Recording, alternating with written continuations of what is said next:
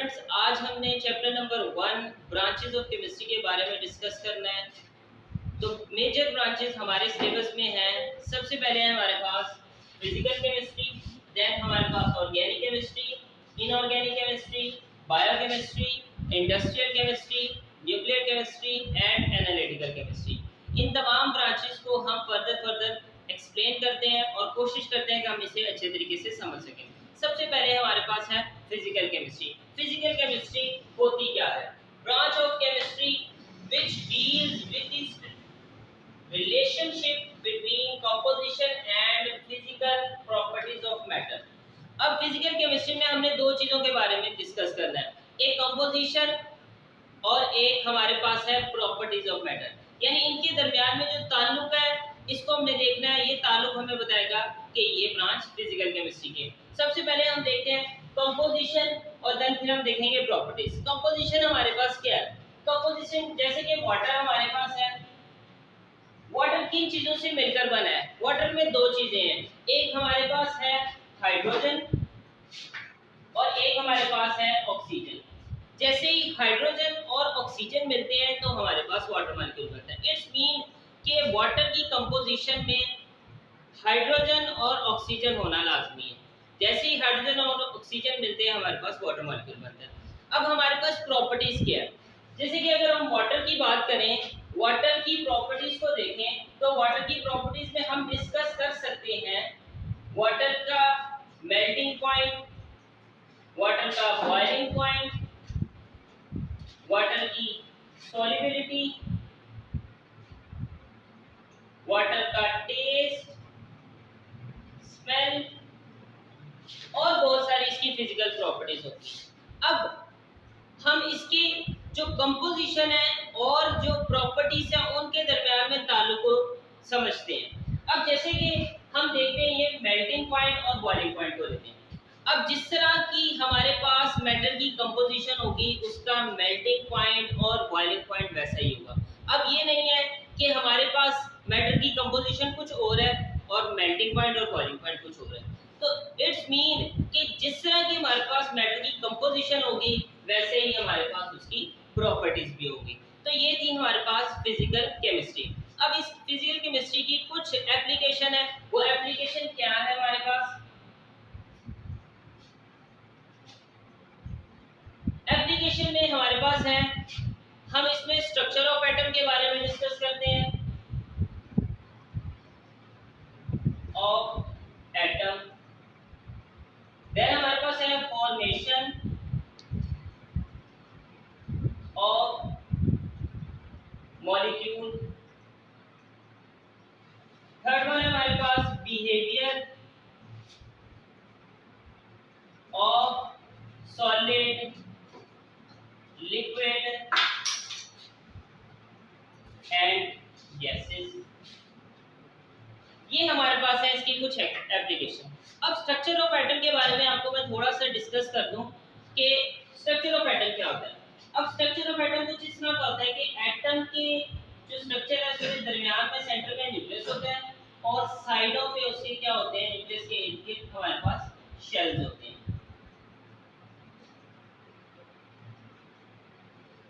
अब एटम के स्ट्रक्चर में हमारे पास क्या होता है कि कुछ सब एटॉमिक पार्टिकल होते हैं। जब सब एटॉमिक पार्टिकल मिलते हैं तब ही एटम बनता है, तो ही हम उसका स्ट्रक्चर डिस्कस करते हैं। तो पहले हम सब एटॉमिक पार्टिकल को देखते हैं। सब एटॉमिक पार्टिकल हमारे पास कौन से हैं? एक हमारे पास है प्रोटॉन, एक हमारे पास है इलेक्ट्रॉन और एक हमारे पास है न्यूट्रॉन। प्रोटॉन पे हमारे पास पॉजिटिव चार्ज होता है, इलेक्ट्रॉन पे हमारे पास नेगेटिव चार्ज होता है और न्यूट्रॉन पे हमारे पास कोई चार्ज नहीं होता। अब ये पाए कहाँ पे जाते हैं एटम में? प्रोटॉन और न्यूट्रॉन हमारे पास न्यूक्लियस के अंदर पाए जाते हैं और जो इलेक्ट्रॉन होते हैं हमारे पास न्यूक्लियस के बाहर वाली साइड पे यानी शेल्स में रिवॉल्व कर रहे होते हैं। इस तरह जब सब एटॉमिक पार्टिकल मिलते हैं तो हमारे पास एटम का स्ट्रक्चर बन जाता है और एटम का स्ट्रक्चर कुछ इस तरह के न्यूक्लियस के अंदर प्रोटॉन और न्यूट्रॉन और उसके इर्द-गिर्द इलेक्ट्रॉन हमारे पास रिवॉल्व कर रहे हैं। तो ये थी हमारे पास फिजिकल केमिस्ट्री। सेकंड हमारे पास है ऑर्गेनिक केमिस्ट्री। ऑर्गेनिक केमिस्ट्री की डेफिनेशन है in which we study covalent compound of carbon and hydrogen, hydrocarbons and their derivatives. यानी इट्स मीन चीजों के बारे में डिस्कस करना है। पहले हमारे पास है covalent compound of carbon hydrogen, hydrocarbons and their derivative. Covalent compound को हम ऑर्गेनिक कंपाउंड भी कहते हैं। अब ऑर्गेनिक कंपाउंड कौन से होते हैं हमारे पास? ऑर्गेनिक कंपाउंड होते हैं जिनमें कार्बन पाया जाए। अगर किसी भी कंपाउंड में कार्बन पाया जाता है तो इट्स मीन वो ऑर्गेनिक कंपाउंड है। विदाउट कार्बन कोई चीज ऑर्गेनिक कंपाउंड नहीं कहलाएगी। इट्स मीन कि हमारे पास ऑर्गेनिक कंपाउंड में कार्बन एक एसेंशियल है। अब ऑर्गेनिक कंपाउंड जैसे कि हमारे पास क्या हो सकता है, CH3COOH, ये हमारे पास है एसिडिक एसिड, तो इसमें कार्बन हमारे पास पाया जा रहा है, इट्स मीन ये ऑर्गेनिक कंपाउंड। सेकंड है हमारे पास हाइड्रोकार्बन, जैसे कि नाम से ही जाहिर हो रहा है हाइड्रोकार्बन में हाइड्रोजन एंड कार्बन है, इसके अलावा कोई और चीज नहीं। अगर इसके अलावा कोई और चीज होगी तो वो हाइड्रोकार्बन दिख रहेगा। इट्स मीन कि हमारे पास हाइड्रोकार्बन में हाइड्रोजन और कार्बन का होना लाजमी है। अगर इसके साथ कोई और चीज ऐड हो जाती है तो हमारे पास वो हाइड्रोकार्बन नहीं कहलाएगा। थर्ड वन हमारे पास है इनके डेरिवेटिव। डेरिवेटिव से क्या मुराद है कि हमारे पास इनसे मिलकर कोई चीज बनती हो। जैसे कि फॉर एग्जांपल अगर हम अमोनिया की बात करते हैं, अमोनिया के पास हमारे पास एक नॉन पेयर होता है और 3 हमारे पास बॉन्ड पेयर होते हैं। ये हमारे पास अमोनिया का स्ट्रक्चर है। और ये हमारे पास एक है मिथाइल। मिथाइल हमारे पास रेडिकल की फॉर्म में है। अगर ये मिथाइल हमारे पास इस अमोनिया का ये नाइट्रोजन रिमूव करके यहाँ पे अटैच हो जाती है तो ये हमारे पास क्या बन जाता है,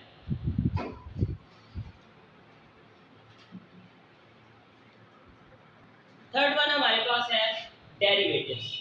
अब डेरिवेटिव्स में हम अगर अमोनिया की एग्जांपल लेते हैं, ये हमारे पास NH3 है, इसमें नाइट्रोजन का एक लॉन पेयर है और 3 बॉन्ड पेयर हैं जो हाइड्रोजन के साथ हमारे अटैच है। अब मिथाइल है, मिथाइल CH3 ये रेडिकल है। अगर ये मिथाइल अमोनिया का ये हाइड्रोजन रिमूव करके यहाँ पे इसके साथ अटैच हो जाती है तो ये एक नया कंपाउंड या नया एक हमारे पास डेरिवेटिव आता है, वो कहते हैं उसे मिथाइल अमाइन। अब ये मिथाइल अमाइन किसका डेरिवेटिव है? ये इस अमोनिया का डेरिवेटिव। मिथाइल अमाइन किसका डेरिवेटिव है? अमोनिया का डेरिवेटिव। तो ये 3 चीजें अगर हम स्टडी कर रहे हैं तो इसमें हमने ऑर्गेनिक केमिस्ट्री के बारे में स्टडी किया। इसका एप्लीकेशन, इसका स्कोप हमारे पास क्या है?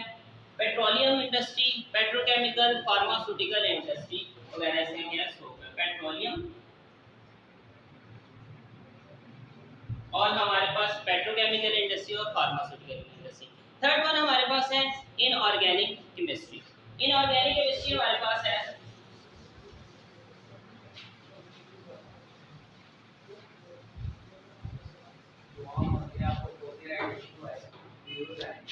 इनऑर्गेनिक केमिस्ट्री के बारे में डिस्कस करना है।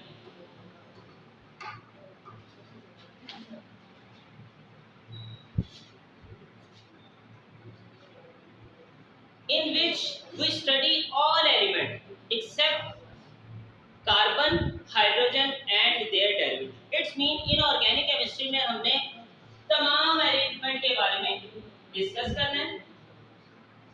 all elements सिवाय इसके हमारे पास except carbon, hydrogen, hydrocarbons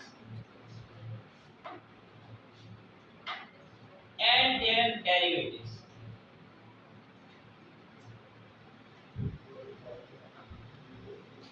inorganic chemistry में हम तमाम एलिमेंट के बारे में डिस्कस करते हैं सिवाय carbon, hydrocarbon and their derivative. It's mean कि ऑर्गेनिक केमिस्ट्री के बारे में डिस्कस बिल्कुल नहीं करना। बाकी जो चीजें बची उनके बारे में जो डिस्कशन होगी वो हमारे पास इनऑर्गेनिक केमिस्ट्री में कराएगी। अब तमाम एलिमेंट क्या है? जैसे कि फॉर एग्जांपल हमारे पास तमाम एलिमेंट में क्या है? सोडियम एक एलिमेंट है। इस सोडियम का हमारे पास कंपाउंड क्या होगा? Sodium chloride. अब ये सोडियम क्लोराइड हमारे पास क्या है कि इनऑर्गेनिक केमिस्ट्री में आता है। अब इनके बारे में जो स्टडी होगी वो हमारे पास इनऑर्गेनिक केमिस्ट्री कराएगी। इसकी एप्लीकेशन में हमारे पास हम इसे यूज करते हैं ग्लास इंडस्ट्रीज में, सीमेंट इंडस्ट्री में, ठीक है, और इसके साथ ही साथ हम इसको बहुत सारी इंडस्ट्री में यूज करते हैं। अब फोर्थ वन हमारे पास है बायोकेमिस्ट्री। बायोकेमिस्ट्री क्या होती है? पोज करो। फोर्थ वन है हमारे पास बायोकेमिस्ट्री। बायोकेमिस्ट्री की डेफिनेशन है हमारे पास, in which we study the structure, composition and chemical reaction of substance found in living organism. यानी जिंदा चीजों में जो भी केमिकल रिएक्शन हो रहे हैं वो हमारे पास बायोकेमिस्ट्री कहलाती है। बायोकेमिस्ट्री हमारे पास वर्ड ही शो कर रहा है, bio means life and chemistry means chemical reactions. It's mean के लाइफ के अंदर जो केमिकल रिएक्शंस हो रहे हैं वो बायोकेमिस्ट्री कहलाएगी। अब इसके बारे में हमने तीन चीजों के बारे में पता होना चाहिए, structure, composition and reaction of substance. अब हमारे पास रिएक्शन ऑफ सब्सटेंस की बात करें तो ये सब्सटेंस के रिएक्शन, सब्सटेंस की कंपोजिशन और इसी सब्सटेंस के स्ट्रक्चर के बारे में जो स्टडी है वो बायोकेमिस्ट्री कहलाती है। इसमें शर्त एक बात की है कि वो लिविंग ऑर्गेनिज्म में होना चाहिए। अब लिविंग ऑर्गेनिज्म में बहुत सारे केमिकल रिएक्शन होते हैं जिसे हम कलेक्टिवली कॉल्ड मेटाबॉलिज्म कहते हैं। इसकी दो टाइप्स है हमारे पास, एनाबॉलिज्म एंड कैटाबॉलिज्म। अब इसकी एग्जांपल लेते हैं, जैसे कि हम रोजाना रूटीन में कार्बोहाइड्रेट्स का इस्तेमाल कर रहे होते हैं। कार्बोहाइड्रेट हमारे पास हमें प्रोवाइड करता है ग्लूकोज, तो ग्लूकोज का हमारे पास स्ट्रक्चर, हमारे पास कंपोजिशन क्या है, C6H12O6। इट्स मीन हमारे पास ग्लूकोज में कार्बन का भी होना जरूरी है, हाइड्रोजन का भी होना जरूरी है और ऑक्सीजन का भी होना जरूरी है। कार्बन, हाइड्रोजन और ऑक्सीजन मिलते हैं तो हमारे पास ग्लूकोज बनता है। अब ये ग्लूकोज हमारे पास डिफरेंट अरेंजमेंट के साथ जुड़कर एक ग्लूकोज का प्रॉपर मॉलिक्यूल बनाता है। ये हमारे पास ग्लूकोज हमें क्या प्रोवाइड करता है, एनर्जी प्रोवाइड करता है। एनर्जी हमारे पास किस शक्ल में होती है, एनर्जी हमारे पास होती है in the form of ATP. अब एटीपी किसे कहते हैं, ATP is adenosine triphosphate. Adenosine triphosphate एक एनर्जी है जो कि आपकी बॉडी के नॉर्मल फंक्शनिंग को परफॉर्म करवाने में इस्तेमाल होती है। अब इसमें ट्राइफॉस्फेट का ग्रुप जब ब्रेक होता है तो क्या होता है कि फॉस्फेट अटैच हो, इनके दरमियान में जो बॉन्डिंग होती है उस बॉन्डिंग से हमें एनर्जी मिलती है, वो एनर्जी हमारी बॉडी के फंक्शन में यूज होती है। तो ये बायोकेमिस्ट्री हमारे पास जो नॉर्मल लाइफ है हमारी उसके अंदर बहुत इसका अमल दखल है। देन हमारे पास इसकी एप्लीकेशन है, एप्लीकेशन में हम इसको यूज करते हैं मेडिसिन में। इसकी एप्लीकेशन में क्या है हमारे पास, एप्लीकेशन हमारे पास वाले फर्स्ट है हमारे पास मेडिसिन में से यूज करते हैं, फूड साइंसेस में इसका इस्तेमाल है और थर्ड वन हमारे पास एग्रीकल्चर में इसे हम यूज करते हैं। ये तीन जगह पे बायोकेमिस्ट्री यूज होती है। फोर्थ वन हमारे फिफ्थ वन हमारे पास है industrial chemistry, branch of chemistry which deal with the study of manufacturing of chemical compound on commercial scale। Industrial chemistry जैसे नाम से जाहिर हो गया कि इंडस्ट्री के बारे में हम क्या कर रहे हैं, यहाँ पे केमिकल कंपाउंड को मैन्युफैक्चरिंग कर रहे हैं। केमिकल कंपाउंड मैन्युफैक्चर कर रहे हैं हम कमर्शियल स्केल पे। अब केमिकल कंपाउंड हमारे पास क्या है, केमिकल कंपाउंड में हमारे पास ऑक्सीजन है, हमारे पास क्लोरीन है, हमारे पास अमोनिया है, नाइट्रिक एसिड है एंड सल्फ्यूरिक एसिड है। इन कंपाउंड को हम क्या करते हैं, इंडस्ट्री में तैयार करते हैं। अब ये कंपाउंड को तैयार करने का हमारा मकसद क्या होता है, इन कंपाउंड को तैयार करने का मकसद होता है कि ये कंपाउंड किसी दूसरी इंडस्ट्रीज के लिए, किसी दूसरी चीज को तैयार करने के लिए इस्तेमाल होते हैं, यानी ये लाइक अ रॉ मटेरियल इस्तेमाल होते हैं। जैसे कि क्लोरीन या फिर अमोनिया या फिर हमारे पास जो नाइट्रिक एसिड वगैरह, ये चीजें हैं कहाँ पे इस्तेमाल होती हैं। अमोनिया जैसे कि हमारे पास यूज होता है फर्टिलाइजर्स में, ये फर्टिलाइजर्स बनाने के लिए इस्तेमाल होता है। क्लोरीन की अगर हम बात करें तो क्लोरीन हमारे पास यूज होती है माइक्रोबियल की एक्टिविटी को कम करने के लिए। इट्स मीन क्लोरीन हमारे पास एंटी बैक्टीरियल के तौर पर एक्ट कर रही होती है। अब जब पानी में हमारे पास क्या होता है, बहुत सारे जो जर्म्स आ जाते हैं, बैक्टीरियाज आ जाते हैं, यानी माइक्रोब्स आ जाते हैं, तो उनकी वजह से पानी की बहुत सारी जो क्या कहते हैं डिजीज कॉज करता है पानी। तो हम क्लोरीन को क्या करते हैं, उसमें डिफ्यूज करके तो हम क्या करते हैं, माइक्रोबियल एक्टिविटी को पानी में से कम कर सकते हैं। इसके अलावा हमारे पास जो इसकी एप्लीकेशन है, उस एप्लीकेशन में हम देखते हैं कि ये और कहाँ का यूज होती है। एक तो हमने बात की फर्टिलाइजर्स में, देन हमारे पास सोप इंडस्ट्री है जिसमें स्पेशली कास्टिक सोडा, यहाँ पे नहीं लिखा हुआ, कास्टिक सोडा जो है सोप इंडस्ट्री में यूज होता है, ठीक है। उसके बाद पेपर इंडस्ट्रीज है, पेपर इंडस्ट्रीज में यूज होती हैं, ठीक है। उसके बाद हमारे पास जो क्या कहते हैं स्पेशली पेंट इंडस्ट्री है, उसमें हमारे पास ये रॉ मटेरियल यूज होते हैं। तो एक्चुअली हम क्या करते हैं इंडस्ट्रियल केमिस्ट्री में, किसी भी केमिकल सब्सटेंस को बनाते हैं ताकि उसे हम किसी फर्टिलाइजर्स या फिर पेंट या पेपर इंडस्ट्रीज में यूज करें कि manufacturing of chemical compound on commercial scale. Next हमारे पास है न्यूक्लियर केमिस्ट्री। अब इस न्यूक्लियर केमिस्ट्री में हम स्टडी करते हैं nuclear processes, radioactivity and properties. It's mean nuclear chemistry में हम न्यूक्लियस के बारे में स्टडी करते हैं। साथ ही साथ एक और इसका पॉइंट है यहाँ पे कि रेडियोएक्टिविटी। अब रेडियोएक्टिविटी क्या होती है, जैसे कि नाम से ही जाहिर है कि ऐसे एटम जो रेडिएशंस खारिज करते हैं। अब एटम जो अनस्टेबल होंगे वो क्या करेंगे, रेडिएशंस इमिट करेंगे। अब अनस्टेबिलिटी वो कंटिन्यूसली उसे रेडिएशंस इमिट होती है। अब इसी एग्जांपल में बेस्ट मैं यूरेनियम की एग्जांपल लेता हूँ कि यूरेनियम एक अनस्टेबल एटम है, वो क्या करता है कंटिन्यूसली रेडिएशंस खारिज करता है, और यही अनस्टेबिलिटी क्या जो प्रोसेस है वो रेडियोएक्टिविटी कहलाता है।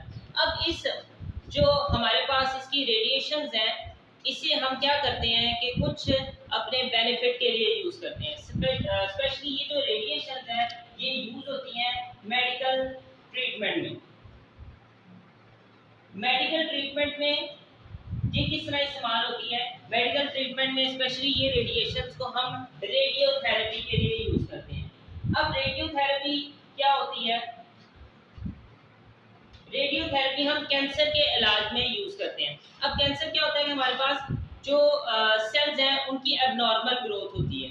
उन एबनॉर्मल ग्रोथ को रोकने के लिए हम क्या करते हैं, रेडियोथेरेपी करते हैं, और रेडियोथेरेपी के जरिए हम क्या करते हैं कैंसर के ट्रीटमेंट का मतलब कि कैंसर का ट्रीटमेंट करते हैं।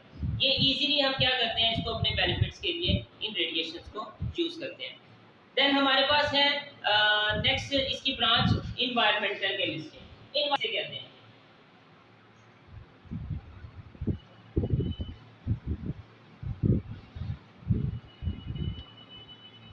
अब ये इन्वायरमेंटल केमिस्ट्री जैसे कि नाम से जाहिर हो रहा है इन्वायरमेंट के बारे में, branch of chemistry in which we study the components of environment and effects of human activity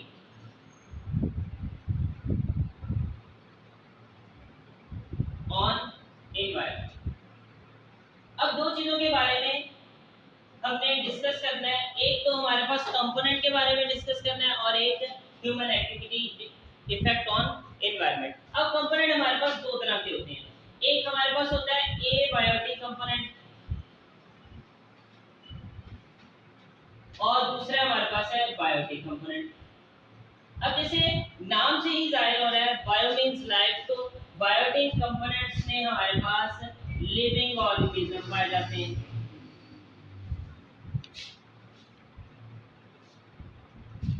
और जो हमारे पास एबायोटिक कंपोनेंट है इट्स मीन कि उसमें लिविंग्स नहीं नॉन लिविंग थिंग्स पाई जाती होंगी, जैसे कि हमारे पास टेम्परेचर है, वाटर है, प्रेशर है और बहुत सारी चीजें।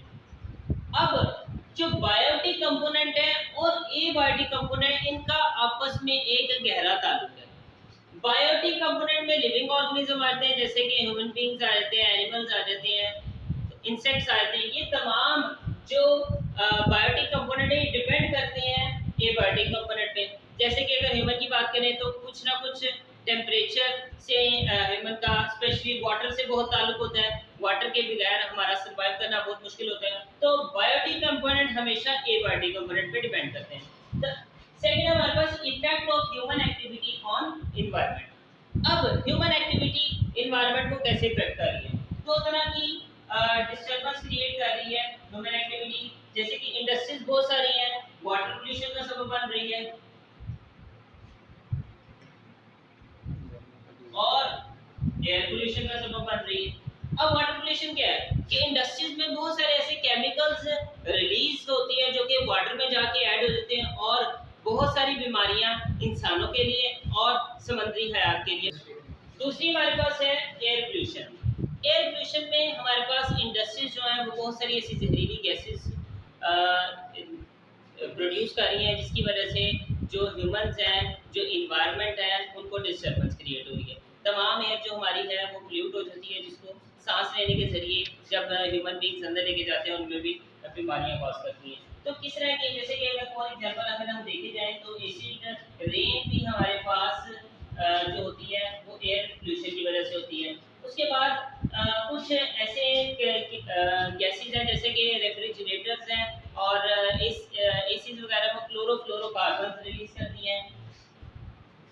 ये क्लोरोफ्लोरोकार्बन क्या करते हैं, हवा में जाते हैं, हवा में ओजोन लेयर होती है एटमॉस्फेयर में, उस ओजोन लेयर को क्या करते हैं, डिस्टर्ब करते हैं, उसे डिप्लीटेड करते हैं और वो ओजोन लेयर की वजह से वहाँ पे होल क्रिएट हो जाता है। क्लोरोफ्लोरोकार्बन की वजह से होल क्रिएट हो जाता है, जिसकी वजह से जो सूरज से आने वाली रेडिएशंस हैं वो इजीली क्या करती हैं, अर्थ तक आ जाती हैं और स्किन कैंसर्स का सबब बनती है और बहुत सारे प्लांट्स को, एनिमल्स को क्या करती हैं, नुकसान पहुँचाती हैं।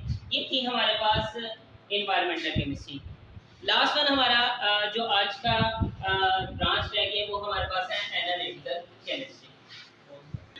लास्ट हमारे पास है analytical chemistry, branch of chemistry that deal with the separation analysis of sample to identify its components। अब इस ब्रांच में हम क्या करते हैं कि किसी भी कंपाउंड की एनालिसिस, उसकी सेपरेशन और उसके अंदर जो कंपोनेंट्स पाए जा रहे हैं उसके बारे में स्टडी करते हैं। दो तरह की हमारे पास एनालिसिस होती है, एक क्वालिटेटिव एनालिसिस होती है, एक क्वांटिटेटिव एनालिसिस होती है। क्वालिटेटिव एनालिसिस में हम क्या करते हैं कि आइडेंटिटी करते हैं सब्सटेंस की, इट्स मीन कि हम इसकी कंपोजिशन के बारे में देख रहे होते हैं कि किसी भी जो सब्सटेंस है उसकी कंपोजिशन क्या है। देन हमारे पास क्या है क्वांटिटेटिव एनालिसिस। क्वांटिटेटिव एनालिसिस में हम डिटरमाइन कर रहे होते हैं amount of component in sample, के सैंपल में कंपोनेंट की अमाउंट कितनी है। तो ये थी हमारे पास एनालिटिकल केमिस्ट्री। स्टूडेंट्स, आज का हमारा टॉपिक यहाँ पे खत्म होता है। आपको अगर ये वीडियो अच्छी लगी है तो हमारे चैनल को सब्सक्राइब करें, शेयर करें, लाइक करें और इसी तरह की आपको नेक्स्ट वीडियो मिलती रहेगी।